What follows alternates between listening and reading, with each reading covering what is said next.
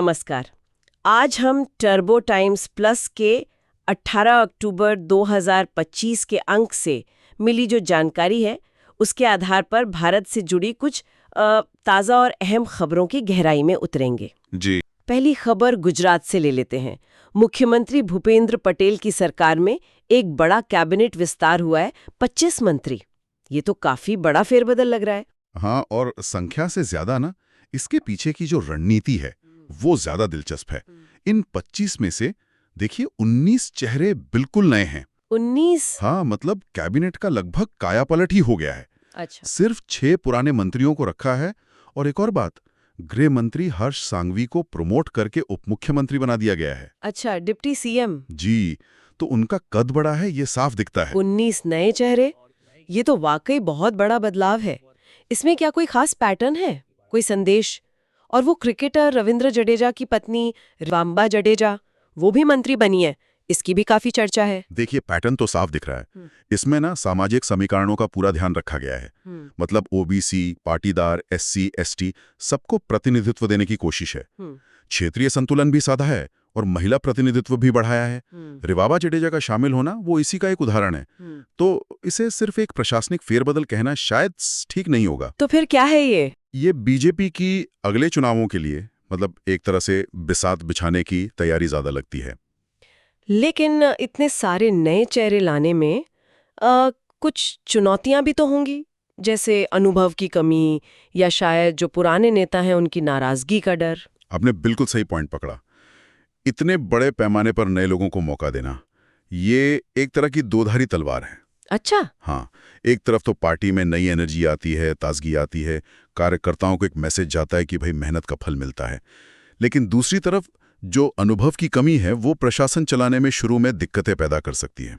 जाहिर है। और हाँ, जिन पुराने या अनुभवी नेताओं को जगह नहीं मिली उनमें असंतोष तो हो ही सकता है, इससे इनकार नहीं कर सकते। तो पार्टी को यह संतुलन बहुत ध्यान से साधना होगा। और रिवाबा जडेजा का मामला भी दिलचस्प है। देखिए, सेलिब्रिटी कनेक्शन तो है, पर उन्हें जमीनी स्तर पर अपनी प्रशासनिक क्षमता भी साबित करनी होगी। मतलब ये सिर्फ चेहरे नहीं बदले, एक सोची समझी राजनीतिक चाल है जिसके अपने फायदे भी हैं और जोखिम भी। चलिए अब जरा रक्षा और तकनीक की तरफ चलते हैं। डीआरडीओ ने ओडिशा तट से 2 अहम परीक्षण किए हैं, प्रलय मिसाइल और IADWS। सुनने में तो ये काफी पावरफुल लगते हैं। ये वाकई में भारतीय रक्षा क्षमताओं के लिए एक महत्वपूर्ण कदम है। प्रलय जो है वो एक क्वाजी बैलिस्टिक सतह से सतह पर मार करने वाली मिसाइल है। Quasi ballistic? हाँ, मतलब इसकी खासियत ये है कि ये उड़ान के बीच में अपना रास्ता बदल सकती है। इससे दुश्मन के लिए इसे इंटरसेप्ट करना यानी रोकना बहुत मुश्किल हो जाता है। अच्छा। और दूसरा है integrated air defence weapon system, IADWS। ये एक मल्टी लेयर्ड हवाई रक्षा कवच है। मतलब अलग अलग दूरी और ऊंचाई पर आने वाले खतरों से निपट सकता है, चाहे वो फाइटर जेट हो, ड्रोन्स हो या मिसाइलें। और 2 दिनों तक परीक्षण चले और दोनों ने अपनी सटीकता और विश्वसनीयता साबित की है। इसमें आर्टिफिशियल इंटेलिजेंस, AI और लेजर डायरेक्टेड एनर्जी जैसी टेक्नोलॉजी का भी जिक्र है। आम भाषा में इसका क्या मतलब हुआ? ये कैसे इन हथियारों को और खतरनाक बनाते हैं? देखिए, AI जो है वो इन सिस्टम्स को ज़्यादा स्मार्ट बनाता है। आसान भाषा में कहें तो ये दुश्मन के टारगेट को पहचानने, फिर ये तय करने कि किसे पहले निशाना बनाना है और हमले को ज़्यादा सटीक बनाने में मदद करता है। ओके। और ये रियल टाइम में, मतलब जैसे जैसे हालात बदल रहे हैं उसके हिसाब से फैसले ले सकता है।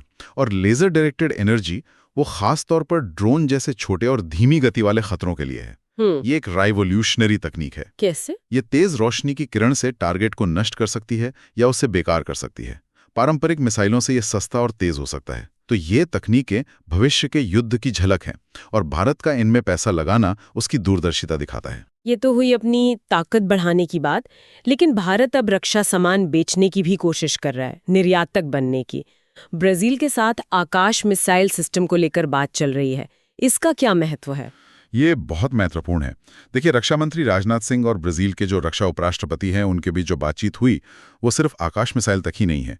ये दिखाता है कि दोनों देशों के बीच रणनीतिक रिश्ते बढ़ रहे हैं। हाँ। ब्राजील का भारत की अपनी बनाई हुई स्वदेशी आकाश प्रणाली में रुचि दिखाना, ये मेक इन इंडिया और आत्मनिर्भर भारत के लिए एक बड़ा बूस्ट है। अगर ये डील हो जाती है तो दूसरे देश भी भारतीय रक्षा उत्पादों की तरफ आकर्षित हो सकते हैं। आकाश मिसाइल में ऐसी क्या खास बात है जो ब्राजील जैसा देश इसमें रुचि ले रहा है? और क्या ये सिर्फ एक रक्षा सौदा है या इसके और भी पहलू हैं? आकाश एक मीडियम रेंज की सतह से हवा में मार करने वाली मिसाइल प्रणाली है। इसकी सबसे बड़ी खासियत है एक साथ कई लक्ष्यों को भेदने की क्षमता। एक साथ कई? हाँ, करीब 30 किलोमीटर की रेंज में आने वाले लड़ाकू विमान, क्रूज मिसाइल, हवा से जमीन पर मार करने वाली मिसाइलें, ड्रोन, ऐसे कई तरह के खतरों को एक साथ ट्रैक करके निशाना बना सकती है। और ये मोबाइल है, मतलब इसे आसानी से कहीं भी ले जाया जा सकता है। अच्छा। और जैसा आपने पूछा, ये सिर्फ रक्षा सौदा नहीं है। दोनों देशों ने 2030 तक अपना आपसी व्यापार $20 अरब तक ले जाने का लक्ष्य भी रखा है। तो ये दिखाता है कि भारत और ब्राजील एक बड़ी साझेदारी की तरफ बढ़ रहे हैं, जिसमें रक्षा एक अहम हिस्सा है। रक्षा से अब तकनीक के एक और रोमांचक क्षेत्र में चलते हैं। भारत की पहली हाइड्रोजन संचालित ट्रेन वाराणसी में शुरू हो गई है। इसे हाइड्रोजन फॉर हेरिटेज मिशन का हिस्सा बता रहे हैं। ये सुनने में बहुत फ्यूचरिस्टिक लगता है। और ये सिर्फ भविष्य की बात नहीं, ये अब हकीकत बन चुका है।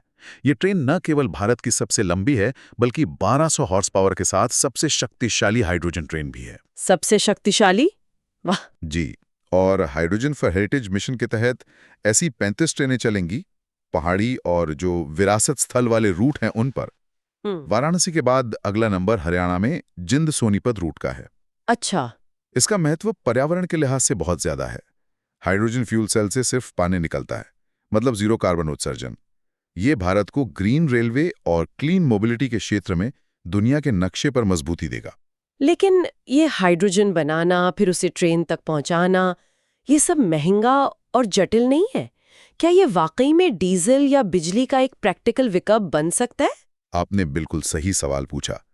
अभी शुरू में ग्रीन हाइड्रोजन, मतलब वो हाइड्रोजन जो रिन्यूएबल एनर्जी से बनती है, उसका उत्पादन और उसके लिए जो इंफ्रास्ट्रक्चर चाहिए, जैसे रिफ्यूलिंग स्टेशंस वगैरह, वो महंगा भी है और चुनौतीपूर्ण भी है। हाँ, वही मैं सोच रही थी। लेकिन तकनीक तेजी से बदल रही है और लागत भी कम हो रही है। सरकार इस पे जोर दे रही है, तो ये दिखाता है कि वो इसे एक लॉन्ग टर्म इन्वेस्टमेंट की तरह देख रही है। शुरुआत में हेरिटेज रूट्स पर चलाना एक तरह से पायलट प्रोजेक्ट जैसा है। टेस्ट करने के लिए? हाँ, ताकि तकनीक को परखा जा सके, अनुभव मिले।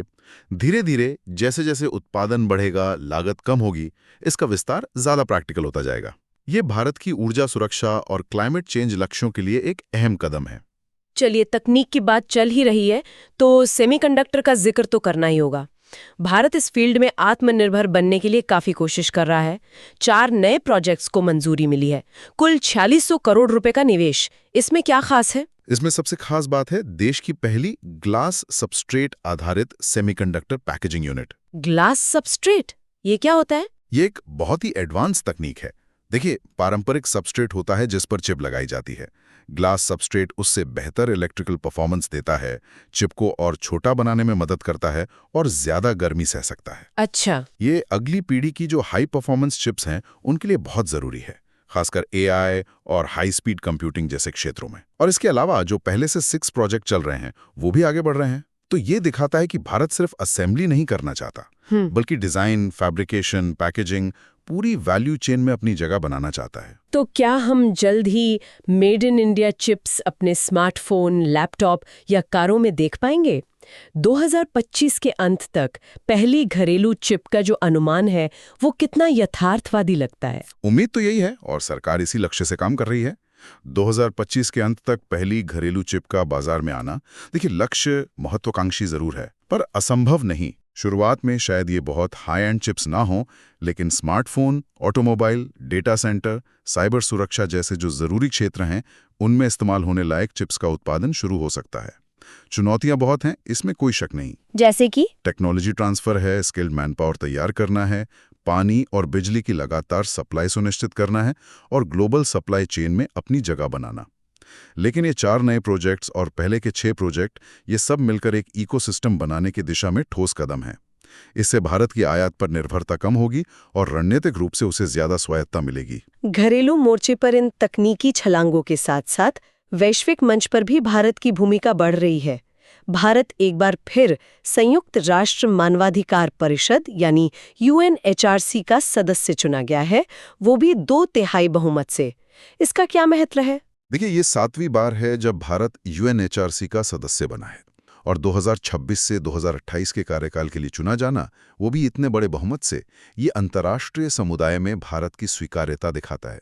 उसके मानवाधिकार रिकॉर्ड पर भले ही उस पर बहसें होती रहें, एक तरह की मुहर है। जी। जैसा भारत के स्थायी प्रतिनिधि ने कहा भी, इससे भारत को वैश्विक संवाद, बहुपक्षवाद और मानवाधिकारों से जुड़ी चुनौतियों के समाधान में सक्रिय भूमिका निभाने का अवसर मिलता है। भारत अब सिर्फ नियमों को मानने वाला नहीं रहेगा, बल्कि नियम बनाने की प्रक्रिया में ज्यादा प्रभावी ढंग से शामिल हो सकेगा। एक और वैश्विक जिम्मेदारी मिली है भारत को, UNGGIIM एशिया पैसिफिक समिति के सह अध्यक्षता। ये भूस्थानिक सूचना प्रबंधन क्या चीज है और इसमें भारत की क्या भूमिका होगी?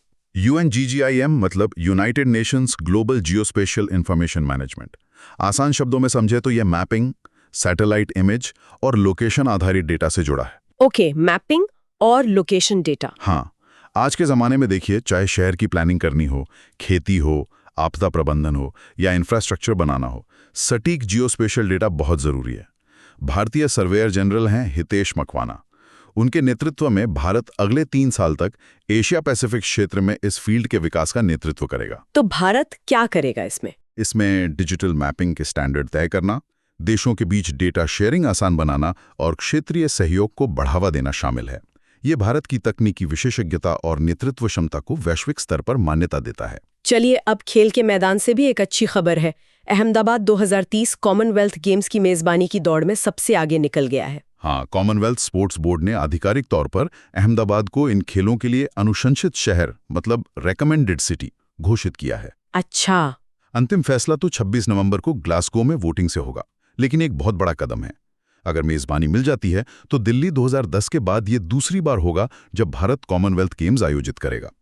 अहमदाबाद की तैयारी, जिसमें मौजूदा और जो नई खेल सुविधाएं बनेंगी, शहर का इंफ्रास्ट्रक्चर और आयोजन की योजना, इन सब ने बोर्ड को काफी प्रभावित किया है। दिल्ली 2010 के अनुभव को देखते हुए क्या अहमदाबाद तैयार है?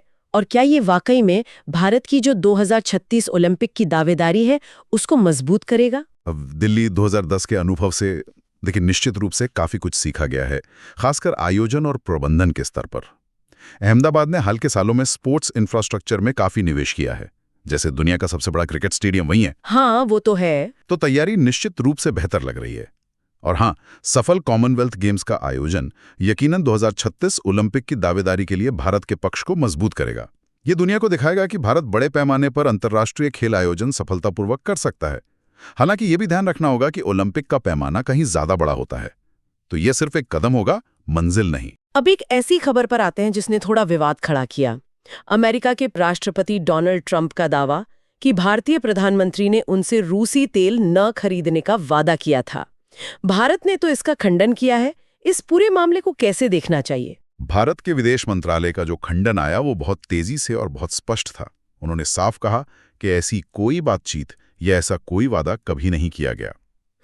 ये भारत की जो स्वतंत्र विदेश नीति है और जिसे रणनीतिक स्वायत्तता या स्ट्रेटेजिक ऑटोनॉमी कहते हैं, उसे दिखाता है। भारत पिछले 2 सालों से पश्चिमी देशों के दबाव के बावजूद, खासकर G7 ने जो प्राइस कैप लगाया था, उसके बावजूद रूस से रियायती दरों पर कच्चा तेल खरीद रहा है। हाँ, ये तो खबरों में रहा है। क्योंकि ये भारत के ऊर्जा हितों और अर्थव्यवस्था के लिए जरूरी है। ट्रंप का बयान हो सकता है उनके अपने राजनीतिक संदर्भ में हो, लेकिन भारत का खंडन ये दिखाता है कि वो अपने राष्ट्रीय हितों को प्राथमिकता देता है और बाहरी दबाव में अपनी ऊर्जा नीति तय नहीं करेगा। यानी भारत अपने स्टैंड पर कायम है। हाँ। अब कुछ और अंतर्राष्ट्रीय घटनाक्रमों पर भी एक छोटी सी नजर डाल लेते हैं। पाकिस्तान और अफगानिस्तान के बीच संघर्ष विराम हुआ है। सीमा पर कई दिनों से काफी गंभीर संघर्ष चल रहा था, जिसमें दोनों तरफ जाने गई हैं। उसके बाद संयुक्त राष्ट्र और जो दूसरे अंतर्राष्ट्रीय मध्यस्थ हैं, उनके दबाव में 48 घंटे का संघर्ष विराम लागू हुआ है। अच्छा, 48 घंटे का? जी। उम्मीद है कि अगले हफ्ते शांति वार्ता शुरू हो सकती है। इस दौरान नागरिकों की सुरक्षा और जो मानवीय सहायता है उसे पहुंचाने पर ध्यान दिया जाएगा। स्थिति बहुत नाजुक है और संघर्ष विराम का टिकना और वार्ता का सफल होना, ये दोनों देशों और पूरे क्षेत्र की स्थिरता के लिए महत्वपूर्ण है। और भारत के लिए भी अपने पड़ोस में शांति जरूरी है। और जापान से भी एक दिलचस्प खबर आ रही है। वहां पहली महिला प्रधानमंत्री बनने की संभावना बन रही है। जी हाँ, जापान की जो सत्तारूढ़ पार्टी है, लिबरल डेमोक्रेटिक पार्टी LDP, उसकी प्रमुख हैं सानाए ताकाइची। वो एक दूसरी पार्टी, इनोवेशन पार्टी के साथ गठबंधन बनाने पर बातचीत कर रही हैं। अगर ये गठबंधन बन जाता है और सफल होता है तो सानाए ताकाइची जापान की पहली महिला प्रधानमंत्री बन सकती हैं। ये जापान जैसे देश के लिए, जहां राजनीति में महिलाओं का प्रतिनिधित्व पारंपरिक रूप से कम रहा है, एक ऐतिहासिक पल होगा। बिल्कुल। इसका असर न केवल जापान की आंतरिक राजनीति और समाज पर पड़ेगा, बल्कि उसकी विदेश नीति और भारत जैसे सहयोगी देशों के साथ संबंधों पर भी पड़ सकता है, खासकर क्वाड जैसे मंचों पर। तो आज हमने काफी सारे अलग अलग मुद्दों पर नजर डाली। आज की इस चर्चा में शामिल होने के लिए आपका बहुत बहुत धन्यवाद। धन्यवाद।